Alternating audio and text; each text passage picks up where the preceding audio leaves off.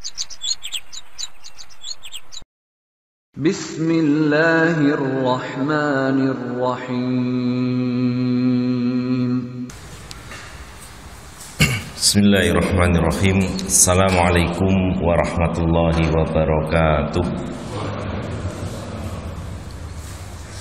Alhamdulillah, wassalatu wassalamu ala rasulillah wa ala alihi wa ashabihi wa man tabi'ahum bi ihsan ila yaumil qiyamah, amma ba'd. Hadirin hadirat bapak-bapak, ibu-ibu jamaah Masjid Muhajirin, alhamdulillah pada pagi hari ini kita bisa menggunakan modal utama, yaitu umur yang diberikan Allah Subhanahu wa taala kepada kita untuk kita gunakan beramal soleh, untuk kita gunakan hadir ke masjid, sholat berjamaah, sholat subuh. Kita lanjutkan dengan kajian mengkaji 1-2 ayat dari Al-Quran, dengan dilanjutkan dengan hadis-hadis Nabi. Bapak-ibu sekalian, ini patut kita syukuri karena sejatinya yang kita miliki hanya 3 waktu, yaitu waktu kemarin yang sudah berlalu yang tidak bisa kembali lagi. Kemudian yang kedua adalah waktu sekarang yang kita lalui, sedang kita lalui. Kemudian yang ketiga adalah esok hari yang kita tidak tahu masih hidup ataupun sudah mati. Kalau memang sudah ajalnya ya mati gitu. Sehingga Rasulullah pernah menjelaskan kepada para sahabat dengan cara menggambar garis kotak. Kemudian setelah itu beliau menggambar 2 garis yang melewati kotak itu. Kemudian juga beliau menggaris dari kanan ke kiri, ada beberapa garis. Beliau menjelaskan bahwa kotak adalah ajal manusia. Jadi sebenarnya ajal kita itu sudah ditentukan. Kalau sudah saatnya mati ya mati. Nah, meskipun ada garis panjang yang melebihi kotak itu, yaitu angan-angan kita. Kita masih banyak angan-angan, Pak. Kita punya banyak angan-angan, ingin ini, ingin itu, ya kan, punya rencana, punya keinginan. Tidak apa-apa, ya, namanya manusia. Tapi kita diingatkan oleh Allah Subhanahu wa taala, sebenarnya kamu dibatasi oleh ajal.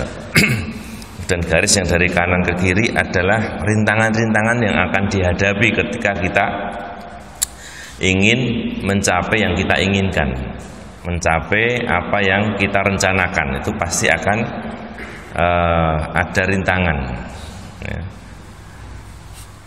Oleh karena itu, Bapak Ibu sekalian, waktu yang betul-betul bisa kita manfaatkan adalah waktu yang sekarang ini, ya, yang sekarang ini, yang sedang kita lalui, sehingga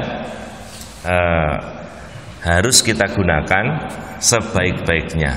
Nah, ini karena besok kita nggak tahu, yang kemarin sudah nggak bisa terulang, maka yang bisa kita lakukan adalah yang sekarang ini, yang sedang kita hadapi, ya. Maka bagaimana kita isi dengan hal-hal yang bermanfaat. Nah, karena Bapak Ibu sekalian, di dunia ini, ya, kita diuji oleh Allah, ya, agar kita memiliki amalan yang paling baik, ya.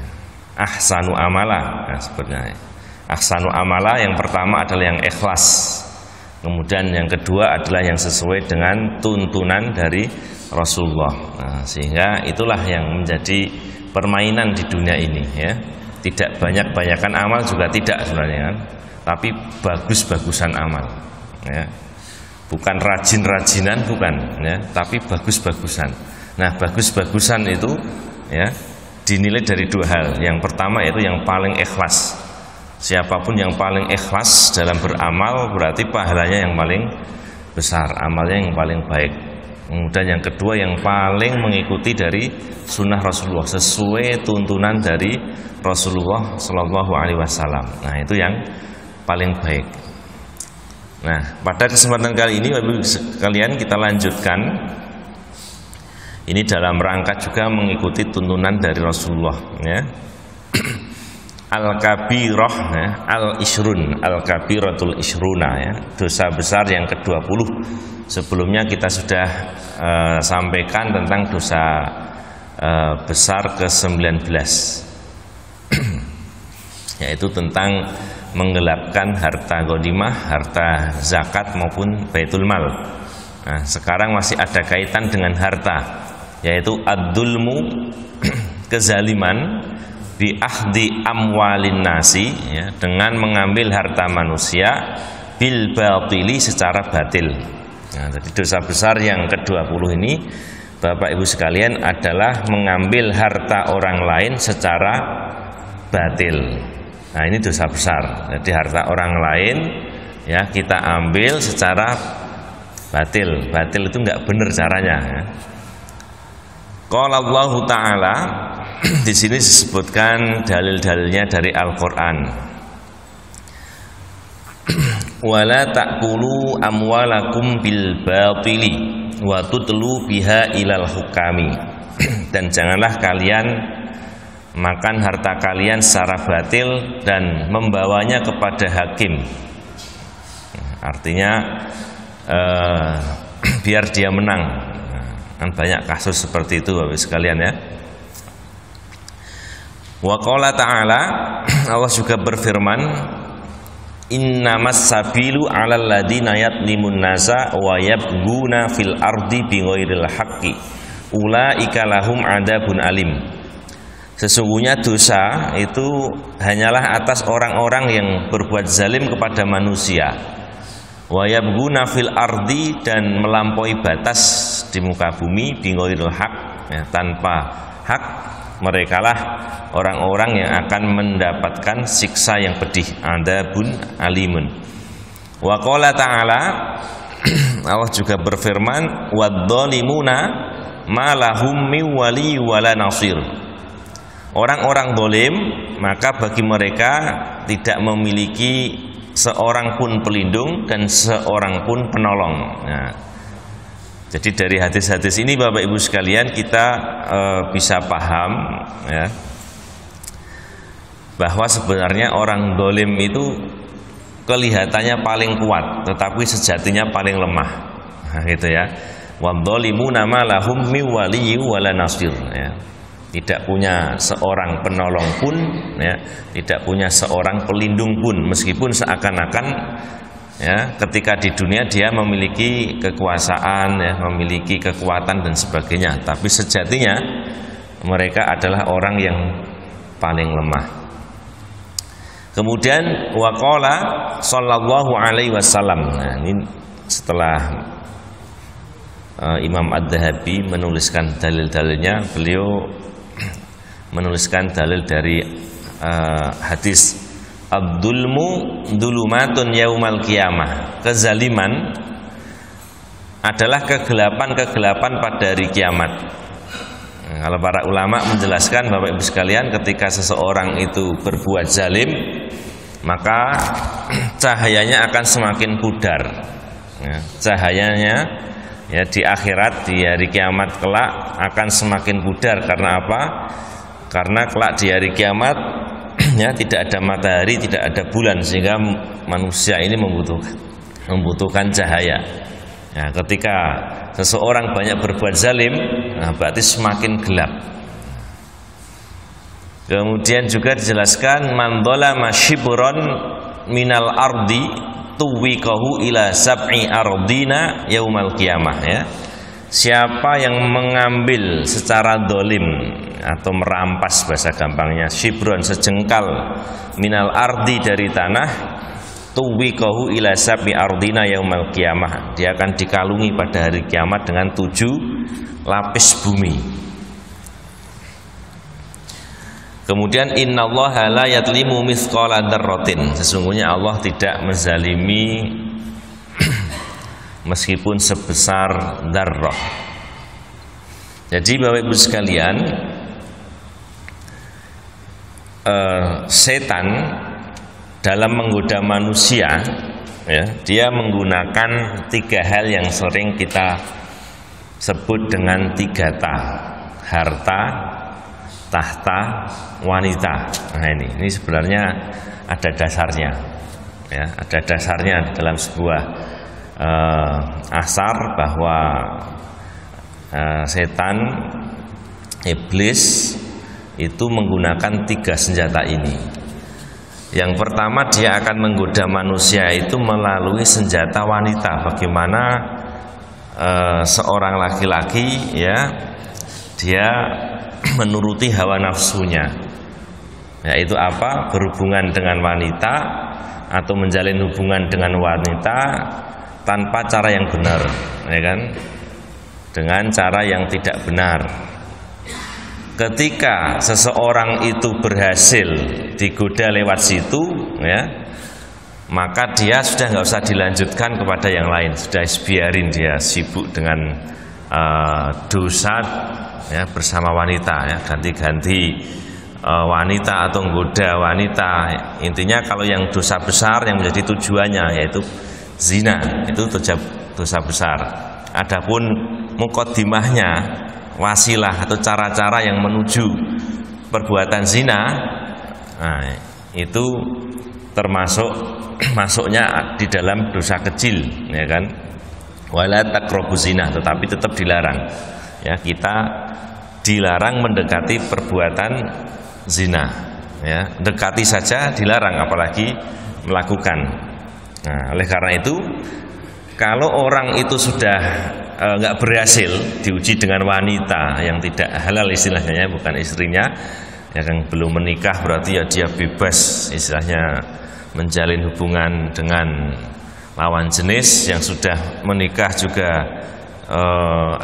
ketika diuji dengan wanita nggak berhasil, ya sudah, dibiarin di situ, dia sibuk kehidupannya dengan dosa menuruti hawa nafsunya atau syahwatnya. Kalau berhasil, nah ini senjata yang pertama. Yang kedua, Bapak sekalian, adalah diuji dengan harta.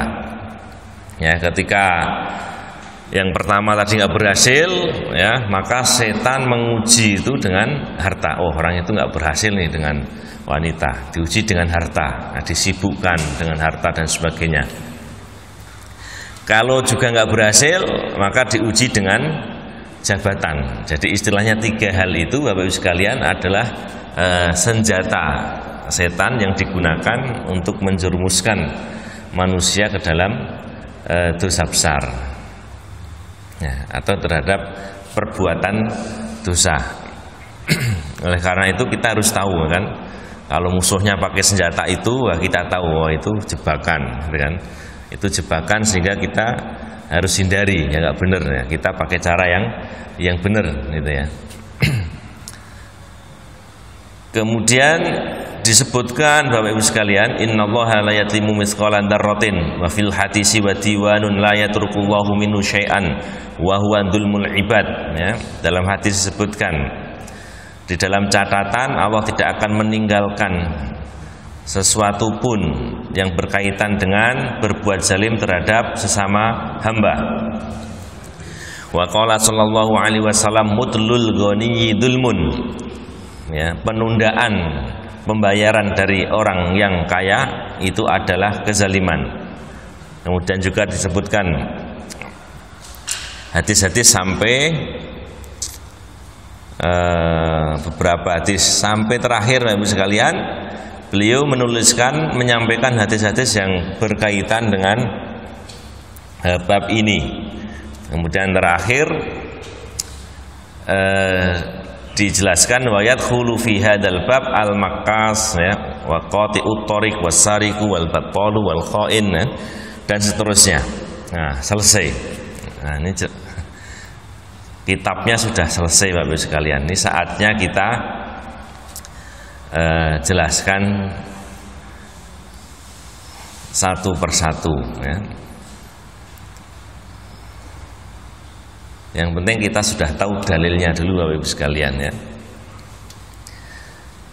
Jadi yang pertama, Bapak Ibu sekalian, dari ayat yang pertama, wala ta'kulu amwalakum bil batili, ya, jangan kalian makan harta kalian secara batil. Artinya kalau memang nggak benar Bapak Ibu sekalian, jangan dimakan dalam hal apapun. Dalam kehidupan sehari-hari kita berdagang, ya kan? Dalam berdagang misalnya kalau memang barang kita cacat, ya katakan cacat, ini ada cacatnya misalnya ya, ini sudah kadaluarsa misalnya ya. Nah, katakan, nah, kalau kita diam saja padahal kita tahu ini sudah kadaluarsa, nah itu berarti kita mengambil harta orang lain secara zalim, meskipun sejatinya jual beli, tapi ada yang kita sembunyikan cacatnya sehingga menjadi batil. Nah ini, jadi kita harus hati-hati ya. Wala ta'kulu amwalakum bil batili. Kemudian watutlu biha ilal hukami. Kalau memang sudah bukan hak kita Bapak Ibu sekalian, ya jangan kita bawa kepada pengadilan. Makanya di sini kita dianjurkan sekali untuk jelas di depan. Nah, transaksi apapun ya itu harus jelas di depan. Nah, misalnya Bapak Ibu sekalian ini sudah punya warisan karena orang tuanya sudah meninggal, ya jelas nih batas-batasnya mana ini. Ini statusnya warisan, dikasih hibah harus jelas ya kan. Rumah statusnya gimana, milik bersama atau dijual, dibagi, ya ini ya harus jelas. Jangan wes gosek. Nah, tapi nanti tiba-tiba di belakangnya apa istilahnya terjadi masalah ya.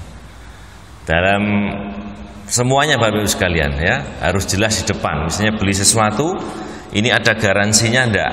Kalau ada garansinya berapa lama? Kan seperti itu ya. Harus jelas semua.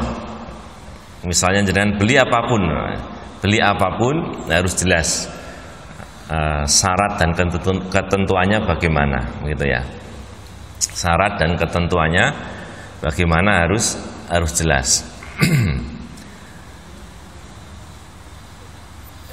Kemudian kita masuk ke dalam hadis man dzalama shibran. Ini termasuk contoh-contoh yang diberikan oleh penulis di sini ya. Di antara bentuk kezaliman Bapak Ibu sekalian, beliau tidak langsung membagi kezaliman itu dalam beberapa hal, tetapi dari sini kita tahu dari penjelasan para ulama bahwa kezaliman sejatinya terjadi dalam dua hal. Satu, kezaliman terhadap hak-hak Allah. Nah ini yang perlu kita ketahui, yaitu kezaliman terhadap hak Allah Bapak Ibu sekalian merupakan kezaliman yang paling besar, yaitu berbuat syirik. Nah, manusia menyekutukan Allah Subhanahu wa Ta'ala. Nah, itu kezaliman yang besar ya, kezaliman yang besar. Maka ada yang bertanya, Islam itu adilnya di mana, ya kan?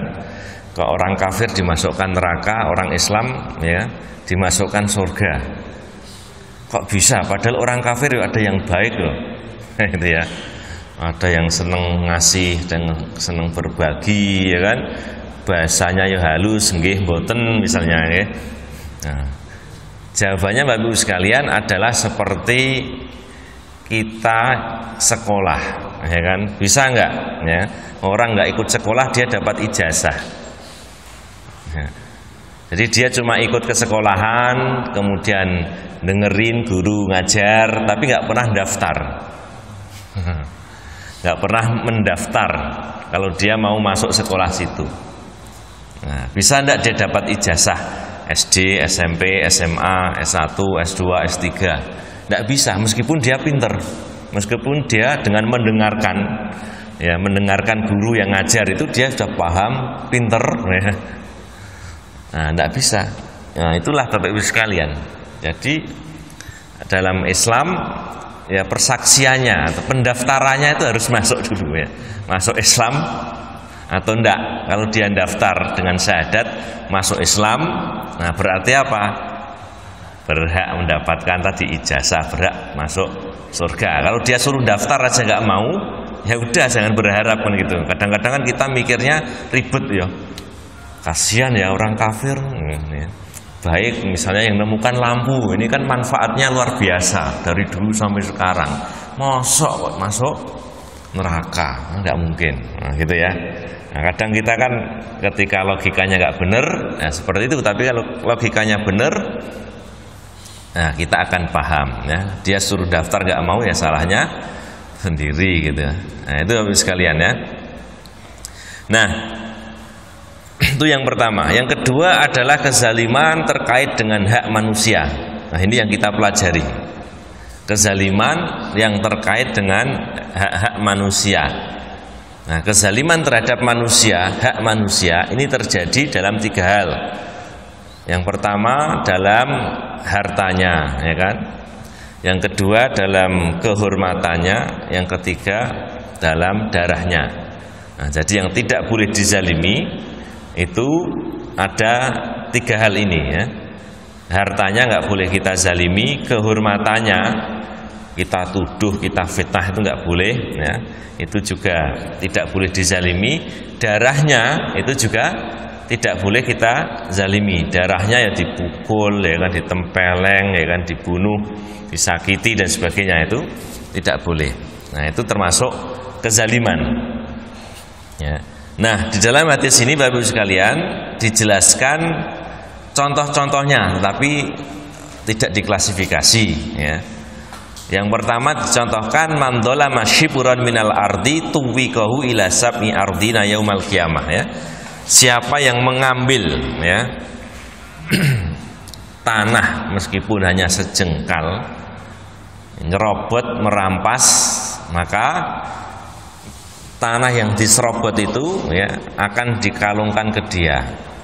Nah, sab'i ardinya, ardina ya, 7 lapis ke bawah, Pak. Jadi tanah itu ada 7 lapis. Jadi kalau misalnya ada orang yang di dunia itu nyerobot atau geser tandanya, tanda tanah itu meskipun hanya 3 cm, masuk 3 meter ya. 3 meter ya ada ya. Contohnya 1 meter, 2 meter. Nah, maka 2 meter ke dalam sebanyak 7 langit, 7 bumi ke dalam. Itu besok di hari kiamat akan dikalungkan. Jadi dia di hari kiamat ketika dibangkitkan ini nggo tanah, Pak. Wis tanah ya. Elok gitu ya. Akan membuat kita malu. Masa hari kiamat bawa tanah. Nah, kalau yang digelapkan tanah, maka yang akan dibawa adalah tanah. Nah, maka di sini memang harus hati-hati sekali ya. Ketika kita beli tanah dan sebagainya, batasnya mana dan sebagainya memang harus jelas ya, harus jelas. Meskipun kalau di Indonesia sudah ada penyelesaiannya, tinggal panggil apa Pak, BPN ya. BPN. Tapi di tempat-tempat yang lain masih banyak yang seperti itu. Nah, kita pernah Bapak sekalian ketika ke Pekanbaru, di sana ketemu dengan teman yang berasal dari Jawa Tengah. Ya, di sana dia mengumpulkan uang selama bertahun-tahun. Ya, kemudian namanya orang ingin berkembang, ingin berusaha, uang yang puluhan juta, ya, sampai ratusan juta dikumpulkan, digunakan untuk membeli kaplingan sawit, ya kan? Buat beli, nggak tahu ceritanya ternyata sertifikatnya itu ganda ya, banyak yang punya juga gitu ya.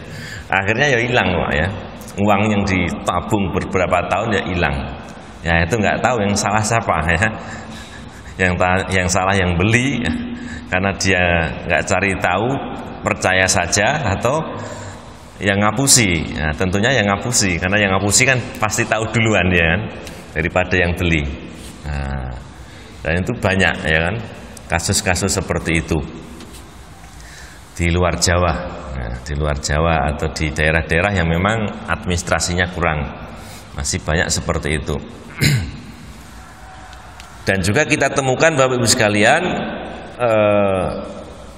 kezaliman terhadap tanah ini juga banyak terjadi ya. Makanya semuanya harus jelas. Kalau kita beli misalnya ada sertifikatnya enggak, kalau enggak ada kapan jadinya ya kan, dan sebagainya. Jangan sampai beli tapi tahu-tahu sertifikatnya enggak ada, tapi dia nggak bilang, atau ternyata sertifikatnya disekolahkan sehingga kita ngurusnya susah. Nah ini, jadi kita harus memang teliti Bapak sekalian ya, karena kita menjaga diri kita juga menjaga yang jual tadi, agar apa? Agar tidak berbuat zalim.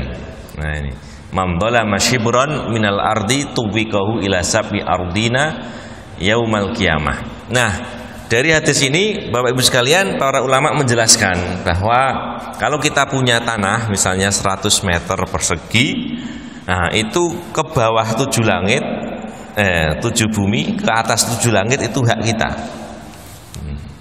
Menurut penjelasan para ulama. Jadi kalau ada tetangga atau orang lain membuat terowongan ya melalui tanah kita, itu harus izin. Nah, harus izin. Atau dia mau buat bangunan di atas tanah kita, itu harus izin. Nah, jadi udara bebas yang ada di atas tanah kita itu adalah hak kita ya. Jadi udara bebas sampai langit ke-7, kemudian tanah ya sampai bumi ke-7 itu adalah hak kita. Nah, dalam Islam berkaitan dengan hadis ini jelaskan seperti itu.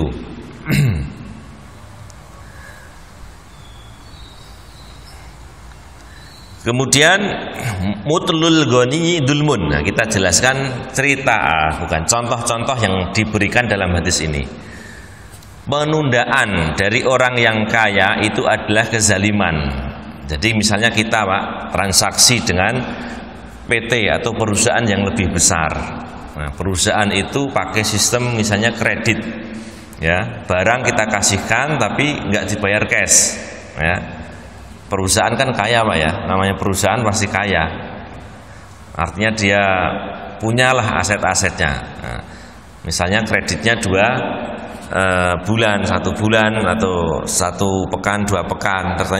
Ternyata setelah melewati waktu tempo itu kok belum dibayar, ya, kita tagih belum dibayar. Nah itu termasuk kezaliman. Ya. Padahal namanya perusahaan pasti punya uang kas, punya cadangan, nggak mungkin Pak perusahaan terus jalan mubeng itu ya, warung pun punya aset Pak ya. Nah itu kalau dia memang punya tanggungan kok nggak dibayar, nah itu termasuk mutlul ghani. Jadi penunda-nundaan yang dilakukan oleh orang yang kaya. Nah, harusnya dia biasa bayar, diambilkan dari mana itu kecil, misalnya kalau hutangnya cuma 1 juta, 2 juta, 3 juta dan sebagainya. Maka di sini juga bisa kita ambil pelajaran Bapak Ibu sekalian, ketika kita memang mampu dan kita ada tanggungan, maka jangan sampai kita tunda-tunda. Nah, kalau yang perjanjiannya 1 hari dibayar, 1 minggu dibayar, ya. 1 bulan dibayar. Misalnya karyawan itu ada yang gajinya bulanan. Nah, kita sebagai pengusaha misalnya di perjanjiannya tiap tanggal 30 atau tiap tanggal 10, ya kita berusaha menepati. Karena kalau kita mampu ada uang ya tetapi kita tangguhkan, itu termasuk kezaliman. Nah, demikian pula Bapak Ibu sekalian yang bisa kita ambil pelajaran ya jangan sampai berutang kan gitu ya. Karena namanya manusia Bapak Ibu sekalian itu ya ada sifat lalainya.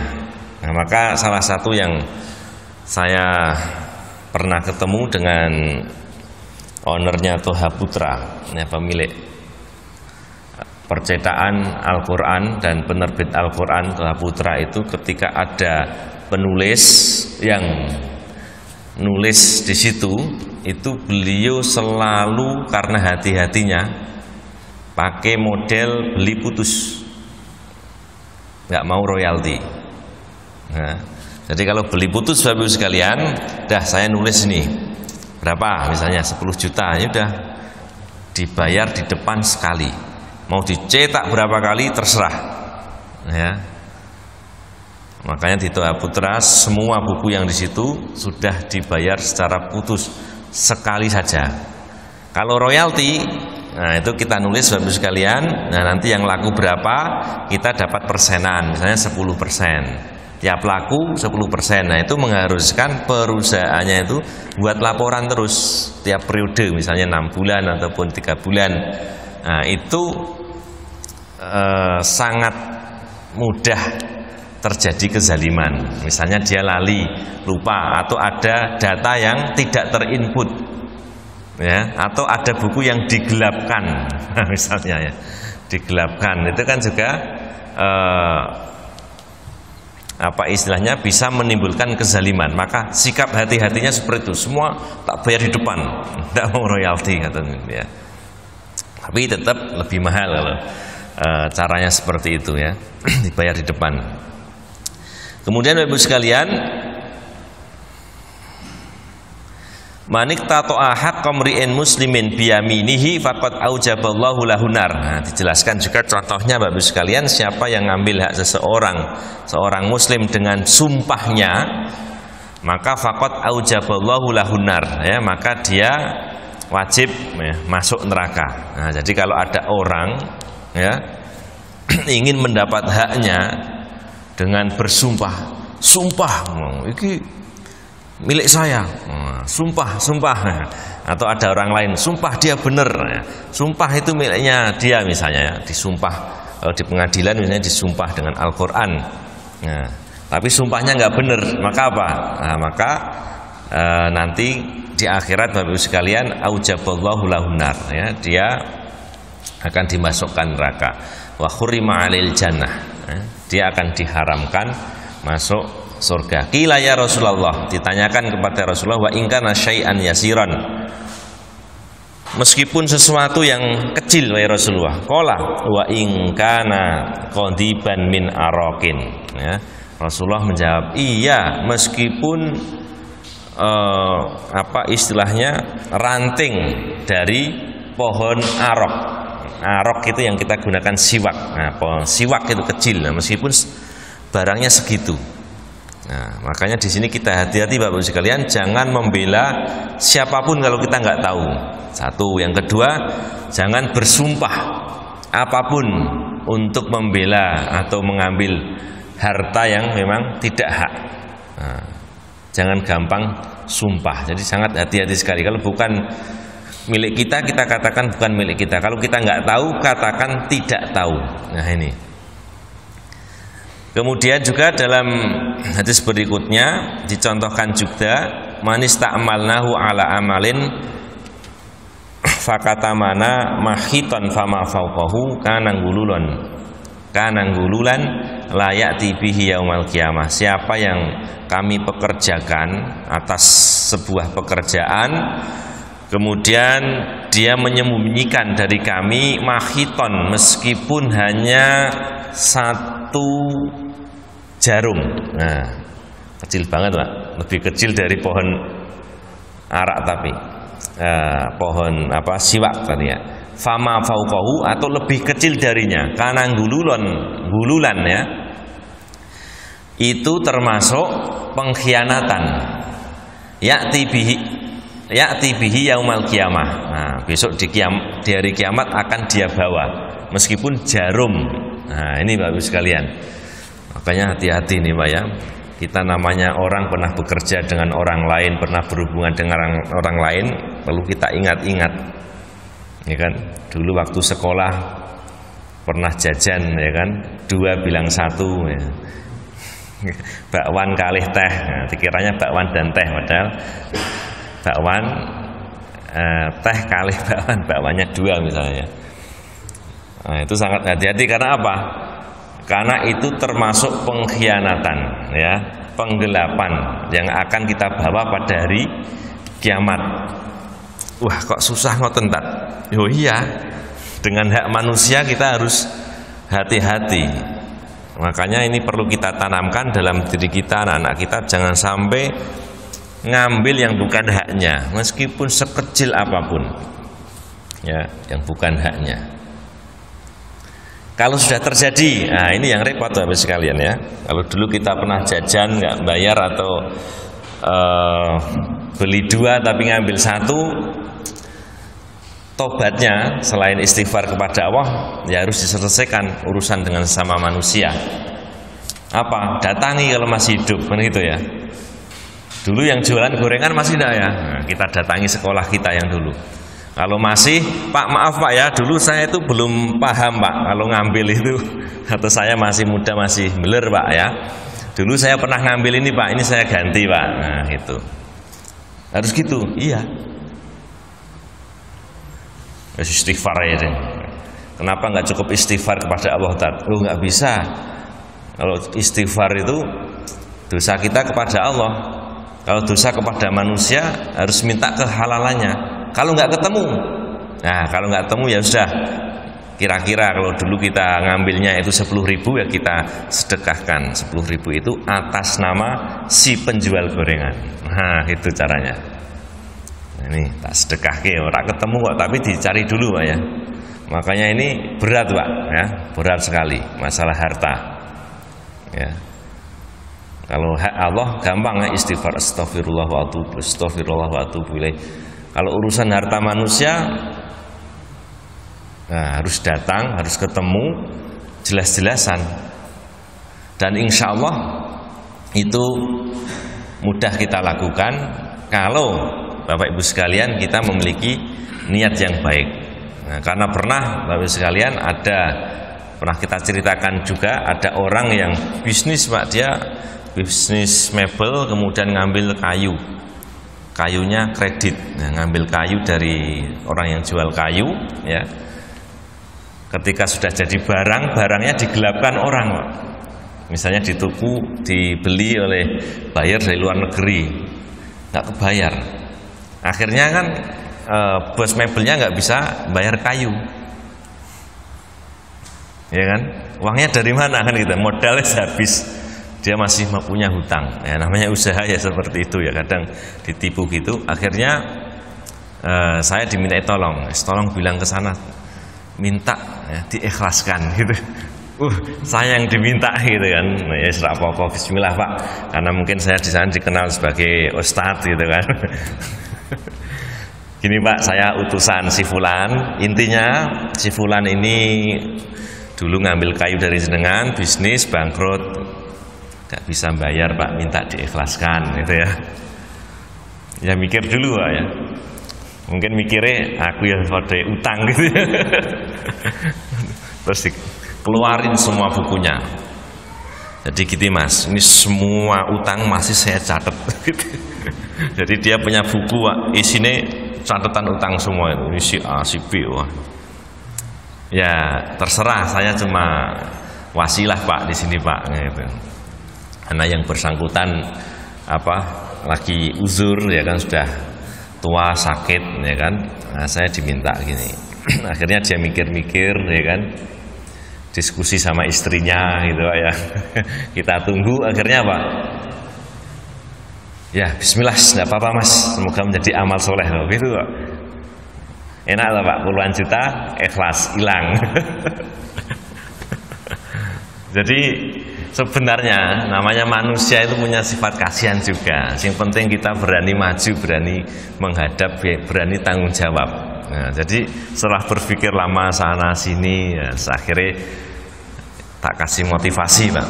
Nah, besok Pak, para pedagang ini kaget dengan derajat surga yang dia dapatkan. Loh, derajat surgaku dur banget gitu ya, tinggi banget. Kenapa? Nah, ternyata dia banyak mengikhlaskan hutang-hutang itu lah gitu. Oh gitu, ada hadisnya ya. Semangat. Iya Pak. Nah, yang penting ikhlas dengan ya. Iya nah, gitu. Jadi intinya Bapak Ibu sekalian, insya Allah ya, kalau kita nggak punya uang untuk ganti, kalau kita memang tulus niatnya, nah itu akan dikasih jalan sama Allah Subhanahu wa Ta'ala, dimudahkan ya. Kalau memang nggak mau harus dicicil ya dicicil gitu kan. Bagaimanapun namanya utang itu harus dibayar, itu nggak enaknya gitu Pak ya. Kalau utang enak tapi mengembalikannya itu nggak enak gitu ya. Ibaratnya belum jatah rezekinya sudah diambil gitu kan. Nah kemudian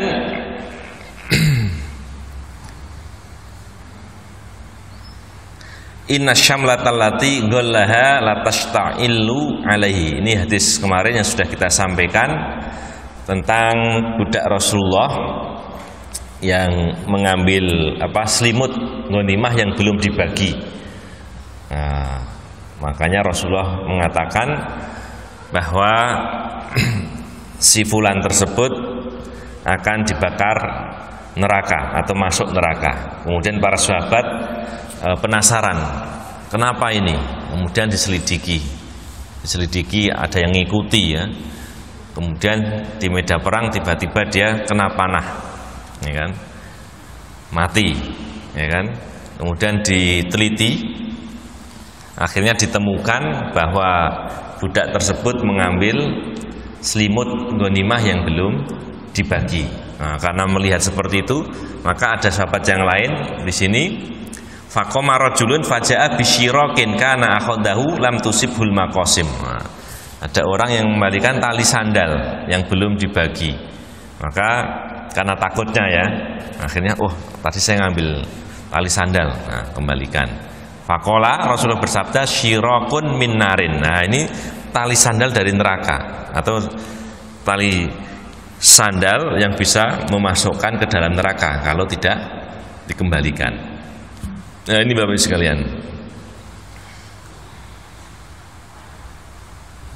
Nah, kemudian juga kita diingatkan qala rajulun ya Rasulullah, ada dalam jihad ada orang yang bertanya kepada Rasulullah, in kutiltu sabiran muhtasiban mukbilan ghairu mudbirin atakaffaru anni khotoyaya.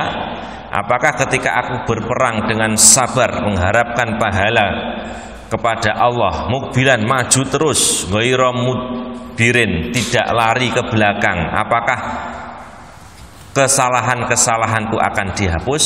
Maka Rasulullah menjawab, na'am illad daina, ya kecuali hutang. Nah, ini bahaya. Jadi jangan suka berhutang dalam apapun ya. Dalam sehari-hari, dalam bisnis, kalau bisa jangan hutang. Karena kadang-kadang ada permainan, Pak. Permainan bisnis dari pemain-pemain besar, biasanya itu untuk mengikat konsumennya itu dikasih hutang. Ya, misalnya saya nyetak buku, Pak. Itu biar saya nggak lari ke tempat lain, itu dikasih hutang, Pak. Temponya 3 bulan. Kemudian istilahnya?